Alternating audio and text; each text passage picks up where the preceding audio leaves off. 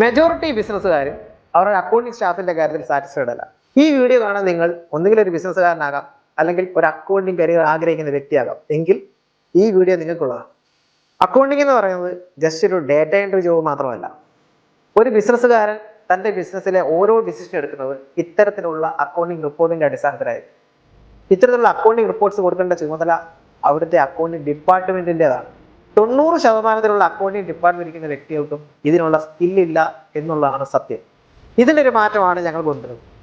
ഞങ്ങളുടെ സ്റ്റുഡൻസിനെ just data entry മാത്രമല്ല, ഒരു ബിസിനസ്സിന്റെ പ്രോബ്ലം എങ്ങനെ മനസ്സിലാക്കാമെന്നും ഡിസിഷൻ മേക്കേഴ്സിന് യൂസ്ഫുൾ ആയിട്ടുള്ള റിപ്പോർട്ട്സ് കൊടുക്കേണ്ടത് എങ്ങനെയെന്നും ഞങ്ങൾ പഠിപ്പിച്ചു.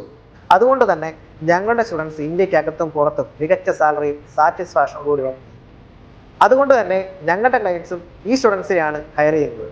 അവർ പറയുന്നു, ഇതാണ് ഞങ്ങൾക്ക് വേണ്ട സ്റ്റാഫ്.